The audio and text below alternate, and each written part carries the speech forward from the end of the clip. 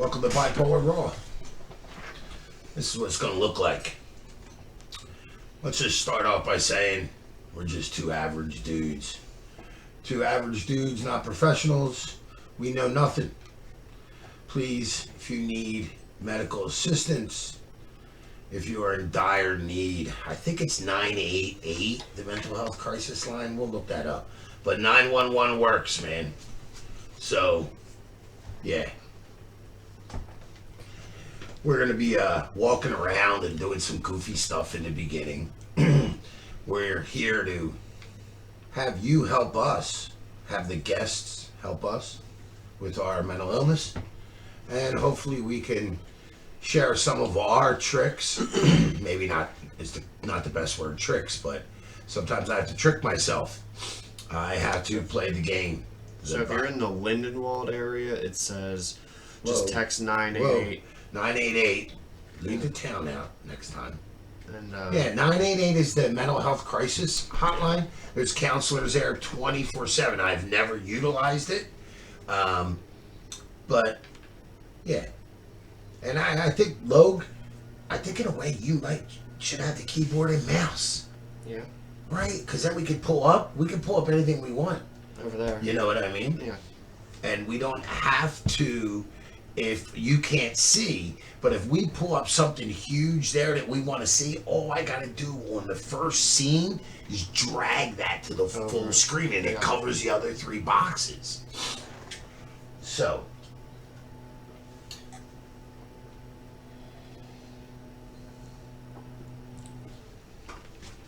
they call me Poppy.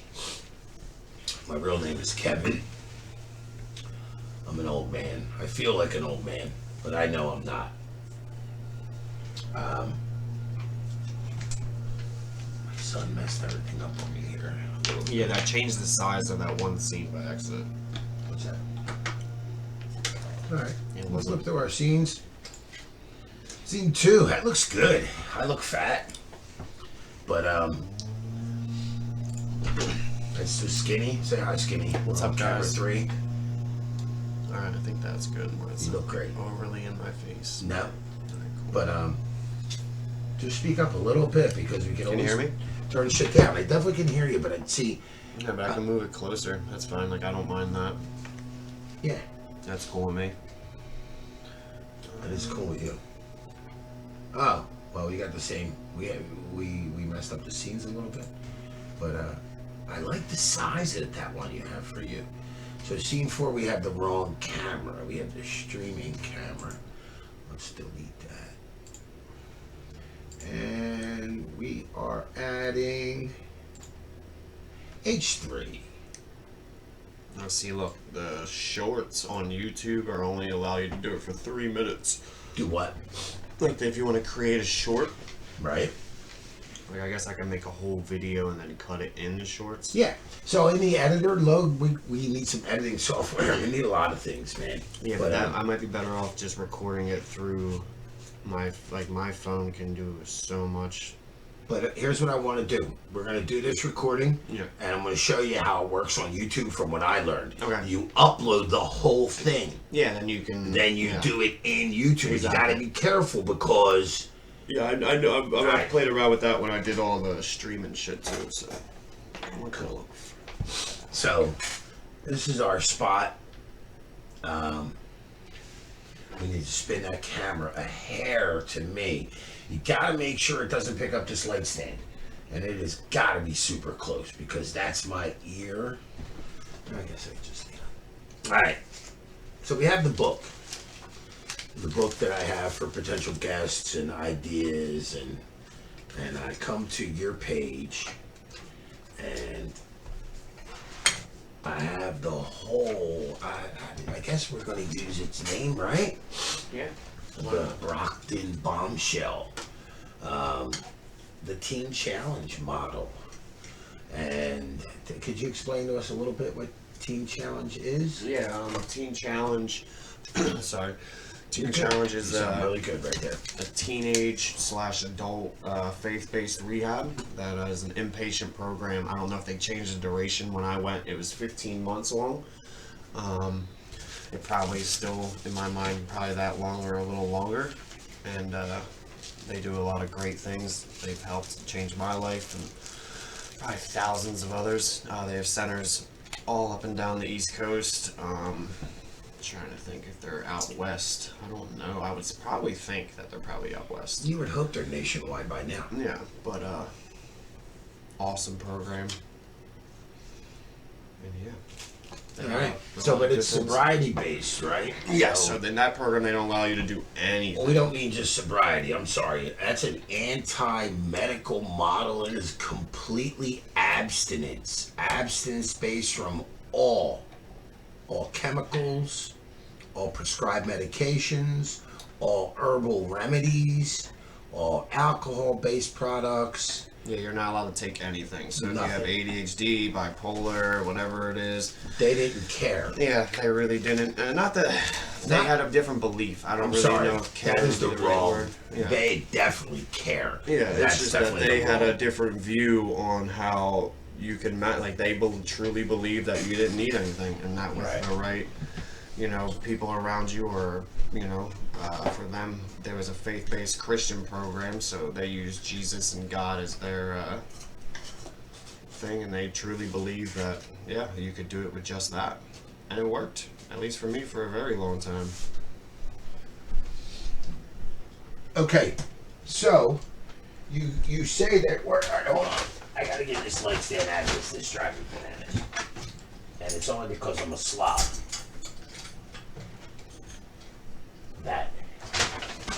That wasn't a lot easier to accomplish. Alright. Here we go. What are you looking for, Skins? I want a pen. Get set up. Yeah, someone stole my pen. I had a pen right here. I need one. I got a bag of them right here. No, you're not gonna find them. No shit, Logan. I just bought them. I'm not kidding you. You could drive yourself flipping crazy looking for a pen in this office. We went with our class to the dollar store. I'm so glad I remembered, because that's like they're gold.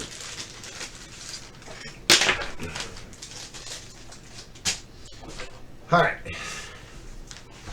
Teen Challenge. What led you to Teen Challenge? Teen Challenge seems like a serious step in your life. Can you tell me how old you were when you went to Teen Challenge? I really don't remember. Were you 18, 19? No, I think I went in when I was 20. No.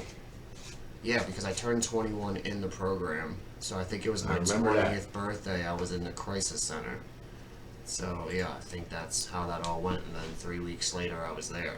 Or maybe 3 weeks later, because I went to the hospital from the crisis center, and then I was in the hospital for 2 weeks in the psych ward, and then from there it's a Teen Challenge. And then my center was in Newark. That was an interesting experience, just because it's very clear on like Pastor, I can't remember his name, but the one pastor said it all the time. He was like you could walk right out that front door and go back to doing exactly what you were doing. Right next door was like a hit house. Yeah, exactly. Like 2 doors down. Yeah, no, right next door. People were trading meat for heroin. So yeah, there was some interesting stuff going on in Vailsburg section of Newark. Yeah. Don't say Newark. Newark, New Jersey. You say Newark, it's Delaware. We're right in the middle of Newark, New Jersey. Newark, New Jersey, and Newark, Delaware. And then first state fucks are crazy about their state and the name. Then I went. So you do 6 months in like whatever center you start at traditionally, unless you get like stipulations, and then they'll keep you in the one center, and then you go to do the half the other time in the Brockton, Massachusetts center, and then you come back for like the final 2-3 months. So you would say that's like a graduate program. You have to be good and do everything that you have to do to make it to Brockton. So when we went to Brockton, I visited Teen Challenge, 25 times. Maybe not that much. Now that I think about it, it's in the high teens. Yeah. It was a drive, but Newark. I think it was every 2 weeks, right? I was allowed to see you guys. So I think, and then going to Brockton was obviously a lot different than driving. But that was super cool. We took everybody up to Brockton. I drove my in-laws crazy. They said they would never ever travel again with me and my father. Well, yeah, me and my father argued politics. road conditions. We argued everything, and Brockton, Massachusetts is probably about 7 or 8 hours from us. And we were in one car, and there was 5 of us, right? It was just me and Mom. Yeah, and no, I think you guys had Casey and everybody with you that time too. We had the Navigator. Yeah, That's I think true. You had everybody that time. Oh my gosh! Because I think that was like a month before I went back to Newark. It was close. It was awesome because you took us to the car wash and shit. Yeah. You guys got to see the car wash, the freaking. I don't know if I showed you guys the mechanic shop they had. They had everything. It was a great experience. I look and they come up with my memories, your graduation and stuff in Newark, and a couple of the gentlemen, I don't remember their name. The little dark, I guess he was like half Puerto Rican, half black. Ralph. Yeah, Raul. He was cool. I still There was a talk lot to him of on cool Facebook. dudes. What's that? I said I still talk to him on Facebook. That's awesome. Unfortunately, a lot of the ones that I was friends with aren't here. But yeah. Right. Well, I should invite him on. We need to stretch I mean, out. like Billy's dead. The dude Joe that like got me my train ticket home that one time passed away. Like there's just been God only knows where Duffy is. So. Well, it's a shame. Duff, where you at, man? Right. I want to talk to you. Freaking. Crazy. Yeah. All right.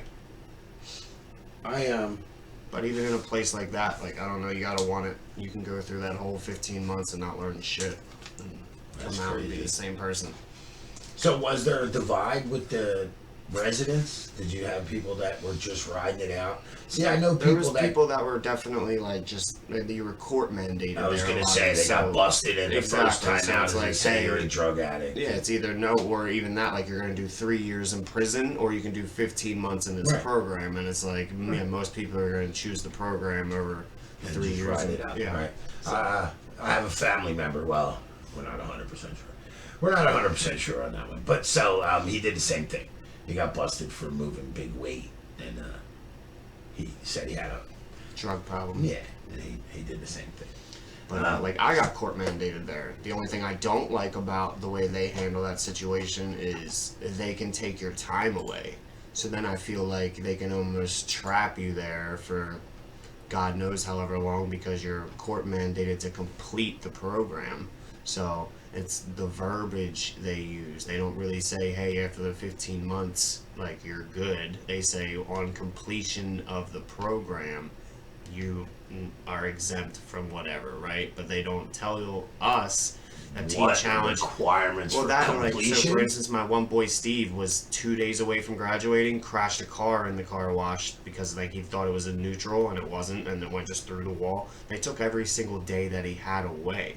Made him start at day 1. And who's in charge of that? Like, who makes that decision? Administrators, is it the state, no, or it's is it the people in the program? Yeah, that's what I think is the craziest part. Yeah, like you're messing with people's lives. Yeah, and then again, it's free. Like again, there's a million and 4 good things about the program, but like little things like that. Like, look, they're getting free labor from you, but a lot of people like myself, I didn't have to pay for Teen Challenge. Didn't pay a dime the entire time I was there. They gave me a bed, food.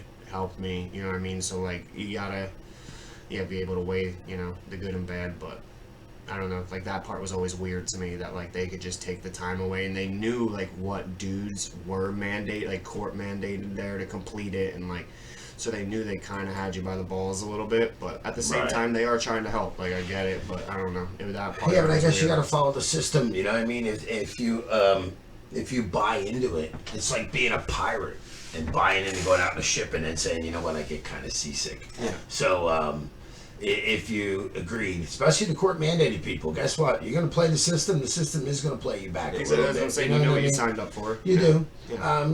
I'm sure there's. And it's a lot better than prison. You're still allowed out. You're still allowed to, like, at least for me, like they brought us fundraising all the time. Like I was constantly out at different stores, places. It wasn't like I was just trapped at the center, which was nice. Right. But even that was a privilege. Like, there was dudes that were fundraising and then did whatever, and then, guess what? You're not going out no more. Like, you'll be stuck in that building for the next 15 months. Right. So we're going to work up a questionnaire, Logan. I got to pull up my Canva. I'm pretty bad with this. So I a couple sheets started on Canva. I like Canva. I think I'm going to pay for it when we finally get started. We can all adjust up, but there's no advertisement. I think it's a piece of shit personally, because if you got to pay for it, yeah. All right, but here you go.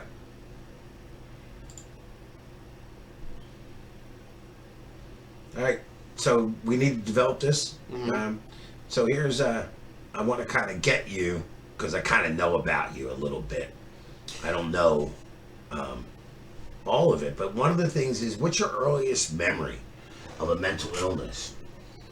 And I struggle with this question. I go back and forth with my earliest memory. Do you have any idea? I don't know, because I feel like that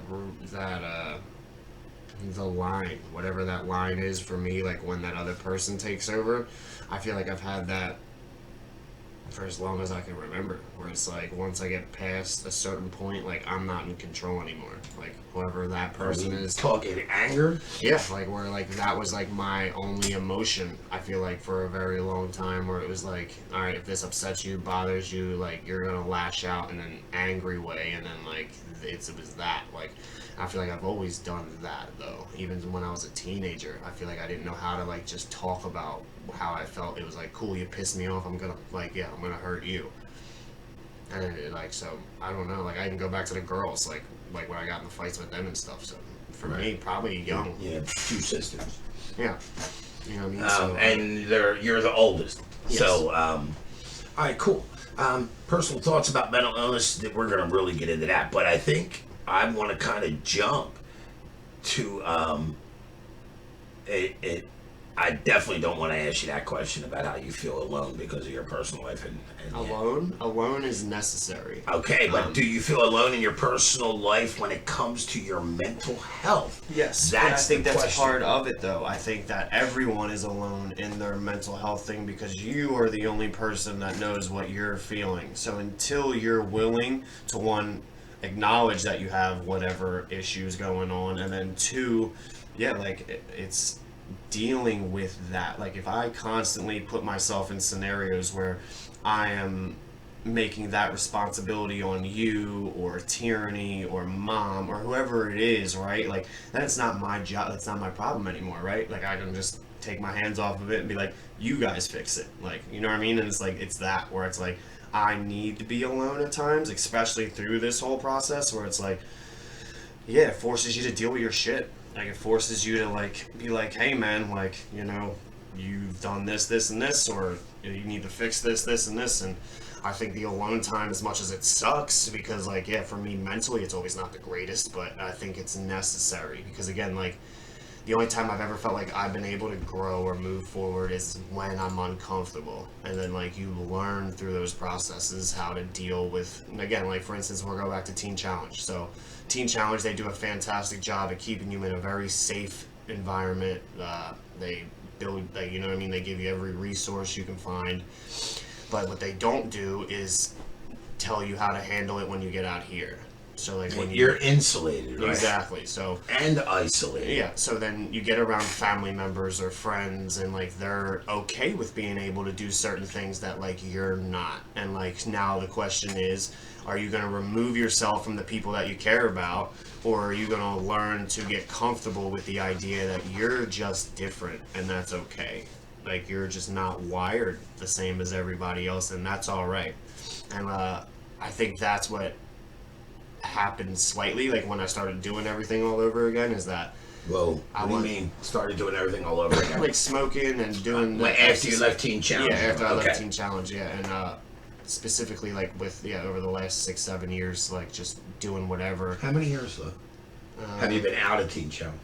Like, how old were you? Now, just guess. I graduated the program when I was 21. All right. So it's been 12 years. Going on 13, 12 years. Okay. So 12, 13 years since I was in the program. But again, I feel like they do a fantastic job with a lot of things. But it's that. They don't tell you, like, say if you fall in love with someone and they just like to smoke or do whatever it was that, like, you know isn't the best for you, but it's socially acceptable. Everybody, you know what I mean, has their own, like, The problem is I feel like a lot of the pictures get painted like everyone has their own thing, and that's cool, which is cool. Everybody should be able to do that. But again, if we're talking about like addiction, mental health, and especially for me, like I have to recognize even the things I like, I can abuse, and then it becomes an issue for me because then it's how I treat those things more than doing it. Like, you know what I mean? The weed isn't the issue, or like whatever it is. It's the way that I approach it. It's the way that it becomes an everyday thing, or like whatever it is that I'm doing, I become hyper obsessed with, again, that feeling. And it's just like,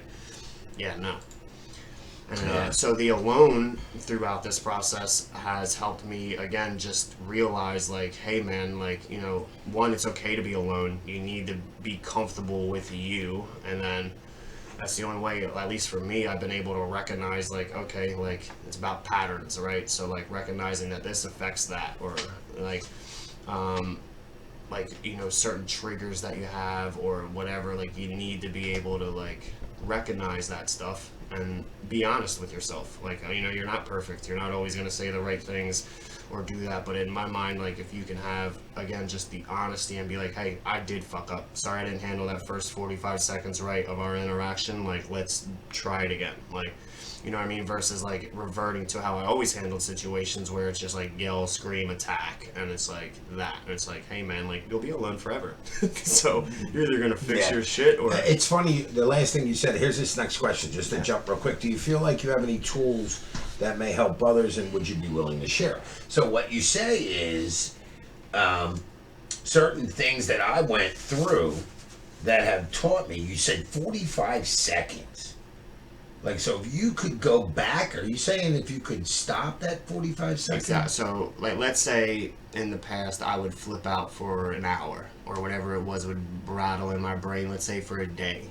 And then now I've cut it to 12 hours. And then now we're going to go from 12 hours to 8. And then 8 to 6. And then 6 to 4. 4 to 2. Gotcha. How you react to each incident and the next incident. Exactly. It's like and it's about that. Like, being alone allows you to see, like, again, one, if you are trying to better yourself, you have to be willing to accept your shit and be like, okay, like, I suck at this. So, like, when this arises, I can't avoid it.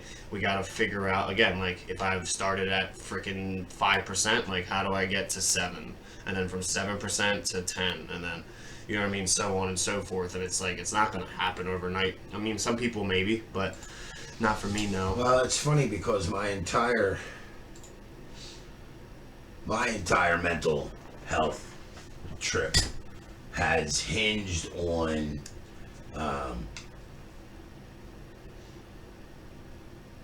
use of medicine, a medical model, and the exact opposite of what you talk about and what the TC model is, you know, the completely clean with nothing. So that goes but to... the difference this time is I am taking my bipolar meds and the Lexapro still. So I'm taking those, like, I figured I might as well, if it's going to benefit the mental health side, as long as I'm, again, not abusing it or not trying to figure out, like we used to use the word dope fiend in Teen Challenge all the time. Like, if you were doing something right, like, you were dope fiending it, meaning, again, it's about behaviors. You mean about, like cheating the system? Yeah, exactly. And it's like how you handle, like, again, if you aren't going to wash the dishes the right way, like, we were like, come on, dude, don't why do it? Yeah, exactly. Why even fucking do it? And it's that. It's like, if I'm going to put the effort into wanting to change and want to fix my mental health and whatever other behaviors I have, it's like, hey, do it. Like, there's no, like, why waste any more time? At least for me, because, like, I don't know, like, when I had the boys and everything, yeah, I realized time was, that's it. Like, that's the only thing that really matters. Like, you're not going to get it back. You can't pay for it. You can't go fucking buy it at a store. So the time that you have with the people that you care about and the time that you put into yourself so that you can be the person you want to be around them, in my mind, is the only thing that matters. So I don't know, but I didn't recognize any of that until I had the boys. So, like, so it's funny you talk about being alone very well just a few minutes ago. I should have really piggybacked right on it, and I wrote a note, so I kind of caught it. So thankfully, but you know, you can be alone and be happy. No, oh, sure. Hell yeah. Look at Prenicky. Yeah. That guy Prenicky, he did a thing for PBS where he went to Alaska and And lived for for like me, 30 years. Yeah, and for me, Hold on. Go ahead. Yeah, sorry. Ah, fudge. God, I lost it. So I'm a very dependent person. Obviously, I had a drug problem. I had this bipolar issue. I have ADHD. So, like, I've always been dependent on whatever, right? So it's that for me, where it's like, I no longer want to feel like I need this, or this in order to, like, I guess, cope with whatever's happening to me. Reality. Like, yeah, like, where I just want to be able to deal with it. Like, it's just Right. like... That's what you say the Teen Challenge missed, that they prepared you for a world, but it was like... That world that, like, yeah, like if you were stuck, like like, being raised you in... did, exactly, like a Mormon almost, where if you Or were in royalty. this... Royalty, yeah. I was saying, somewhere that you got everything done for you. Exactly. And insulated And that's from why shit. some of those staff members stay there forever. And Right. it's like because That's they can't it. trust themselves, That's which is dependency. okay, which is cool, which is like It isn't. Okay. You're admitting to yourself exactly one hand, hey, I can't trust me to be out here, which is awesome. You And want it's to be a able to good recognize thing they're that. doing. Exactly. But then at the same time, you have to see that that's a crutch and that it's not letting you move forward. Like you've gotten, it's like when you're playing sports and like you have a middle school coach and then like, but he can only get you to one point, and then your high school coach is really only going to be able to get you to whatever point, and then like Right. you're, you know what I mean? It's like that where it's like Got you. you need to recognize that like, okay, you've gotten me this far. I've appreciated, like I'm gonna take the tools that you gave me and everything. I'm not gonna just forget what you taught me, and now I'm gonna apply that hopefully with this new thing that this other person's gonna show me, and then it'll make it even better. And like it's you have to like I know a guy, Bobby, that's in there, that's been there for 15 years, 20 years. And So again, what does he do? Like you said, been there for 15 years. He's not a He's- resident. He works, quote unquote. kinda, they don't really get paid a whole lot. Like it's very strange how they do that because it's a non-profit. So Right. I'm not sure on all the rules on that and regulations, but I know like Mike, my counselor, wasn't making a lot of money. Like he was maybe like Keith and them were maybe making $60 a week or $120 or something like that. It wasn't anything like that Right. you'd be able to live off of. But again, they also were giving you a place to live for free. They were also giving you a job, and so like I don't know. Like I feel like in a way I don't know. I have mixed emotions about it because I think it's at the same time it's very helpful, but then also are you tricking me into thinking that I need your help forever? Are you making it so that I'm dependent now on you and this system versus again acquiring the skills that you want to teach me and then applying it to my everyday life? So it's, I don't know, that's the weird thing there. Right. Because they help, they saved my life. You know what I mean? Like I would never They say did, that but they they didn't didn't. teach but- you how to deal with triggers in the real world Yeah. and using those tools. Or again, like having a relationship with someone that is comfortable with stuff that you're not able to Right. do, right? So like for instance, like she could smoke and she didn't have to smoke every single day. Me? My brain doesn't work like that. I go from Me one too. time to okay, I'll only do it on the weekends to fucking now I'm doing it every night, every hour, and it's just like that. And it's like I don't miss it as crazy as it sounds anymore. Like I realized that again, it took my time away from other things that I could have put my effort into, like the boys, like tyranny, and like yeah, it's a time. Like and that's how I gotta look at it all. Like if it's gonna steal time from me and it's gonna make me not be one the person I want to be, but two actually be here in the moment with all of them. Like what the fuck am I doing, dude? Like you know what I mean? What am I gonna do? Wake up when I'm 70 and be like, well, you know, did what I always wanted to do. Like fuck everybody else. Like I don't know. And then I get scared. Like if God forbid any of the boys are like me, like I want to show them that it doesn't have to be like that. You don't have to be stuck the same way forever. That's funny. That's part of my intro. We're sick, Logan. We may never be cured. And that's You know okay. what I mean?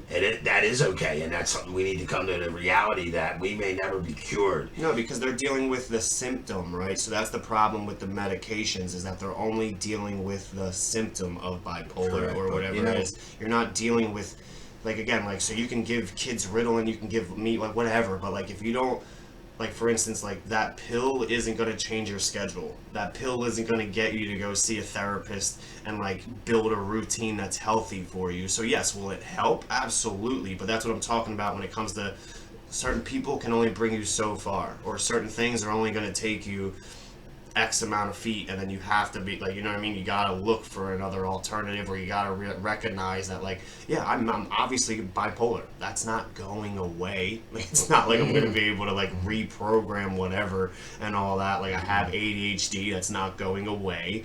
But it's like, okay, you recognize it, and it's like, and we don't have to suffer. Yeah, and it's like, so my method, and message for me, it's about to, just being honest, like, and just being open with everybody. Like, when you're having those moments where it's like, hey, my brain is being crazy right now. And like the hardest thing I think that we struggle with, or at least I struggle with, is expressing to people, like, for instance, like Tyr, when I have like these jealous ideas, I don't necessarily believe every crazy idea that comes into my head. Now, do they come into my head? Absolutely. That's just like I tell people all the time, there's 3 people in there. You know what I mean? You got a dude on the left, that's the really good one.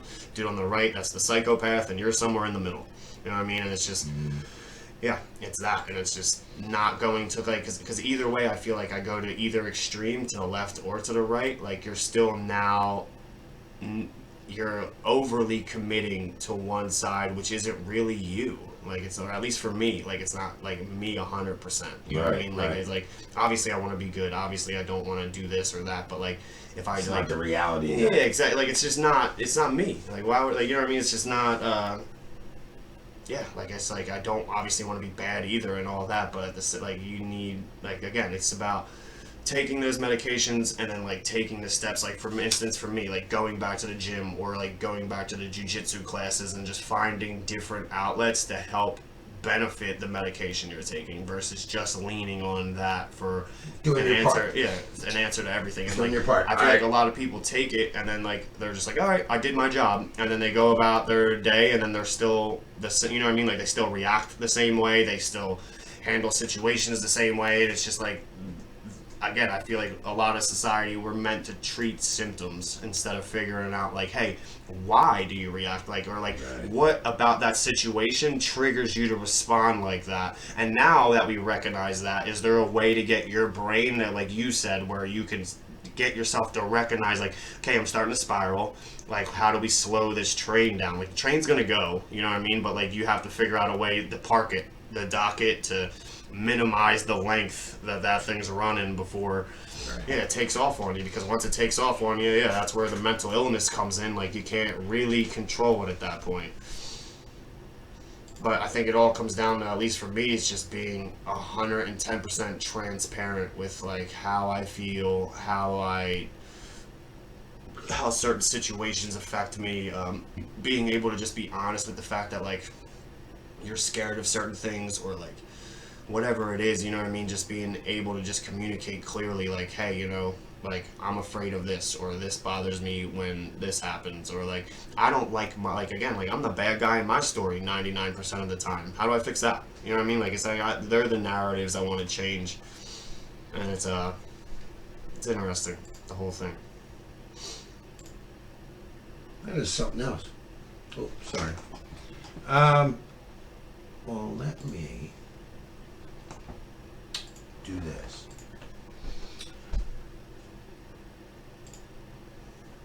Let me wrap it up. Mental illness is no joke, obviously. Something like we discussed, you're not going to be cured from. You're going to be stuck with this, like you're stuck with a mole on your face or psoriasis on your hands. You're stuck with it. You can cut it out, but guess what? You may never be cured. But on the flip side of that coin, we do not have to suffer every day. We can help each other get better. So hit the share button, like us, come, join us with your questions, and let's do this. Let's figure out a way to come together and help ourselves. Logan, I'd like to thank you. We're going to call it a wrap. And, I'll tell you what we're going to do next.